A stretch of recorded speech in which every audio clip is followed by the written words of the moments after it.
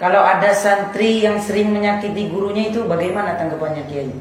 Wah, kalau ada santri sukanya menyakiti hati gurunya, ya ada. Jelas ini durhaka ya. Santri durhaka adalah santri yang senang menyakiti hati gurunya walaupun bukan ya, bukan di depan gurunya, kan gitu ya. Berkhianat kepada gurunya.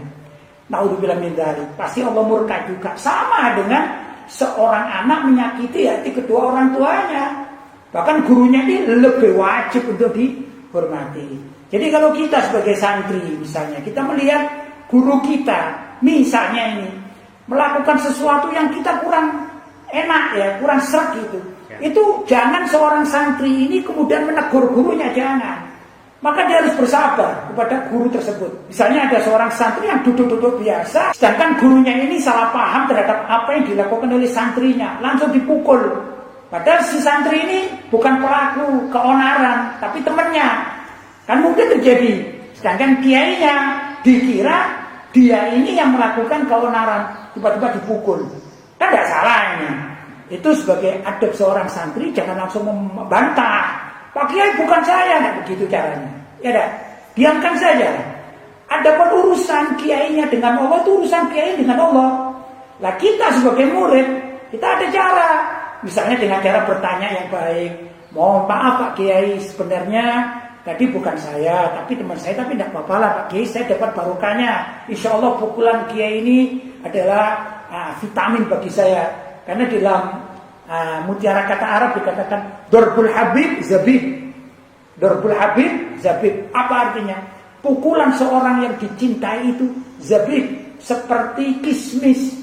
Menurut orang Arab, orang yang sering makan kismis itu otaknya menjadi tajam, menjadi pandai. Jadi kalau seorang guru memukul murid, itu ya sebenarnya itu adalah ibarat vitamin, suplemen kata orang sekarang, ya. Nah juga Imam Syafi'i radhiyallahu taala juga mengatakan, isbir ala qurril jafa min muallimin, fa inna rusubal ilmi fi nafaratihi. Isbir ala qurril jafa min muallimin. Sabarlah kamu atas kekerasan dari seorang guru, ya. Isbir ala qurril jafa min muallimin. Qurril jafa itu ya misalnya keras gurunya, ya. Tapi keras tujuannya baik kan gitu. Maka kita harus sabar sebagai murid kan gitu. Fa inna rusubal ilmi fi nafaratihi. Karena gagalnya ilmu itu kalau kalian atau kalau kita ini lari menjauh dari guru tersebut. Misalnya dijewer, wah aku nggak suka sama guruku ini, dia suka menjewer. Ayahku aja tidak pernah menjewer misalnya. Ini bukan ajaran ulama salaf, ya. Tapi ulama salaf tidak mengajarkan begitu. Seorang murid sudah dia pasrah pada gurunya. Adapun bila mana ada sesuatu hal yang ingin disampaikan kepada gurunya, ada dua kemungkinan. Ini dengan cara bertanya yang halus agar gurunya tidak tersinggung hatinya. Kedua, melewati orang, sekira orang tersebut bisa bicara dengan gurunya. Misalnya ya, kita melihat guru kita kurang pas, kita ingin protes. Jangan kita yang protes, jangan. Lewatkan kepada orang lain. Misalnya lewat pada Pak Lurah misalnya. Pak Lurah, guru saya itu kok mengambil yang bukan haknya ya. Coba sih Pak Lurah tanya-tanya. Gitu caranya, ya dah. Kita laporan kepada orang yang kira-kira bijaksana itu boleh. Bukan kita mengatakan, Pak Kiai, kenapa engkau menggunakan sesuatu yang bukan hakmu? Bukan gitu adab seorang santri, ya dah.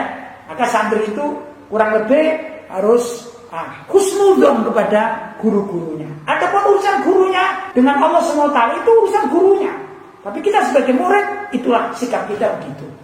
Dan begini, setiap ulama kan punya guru. Ini maksudnya ulama yang benar ya.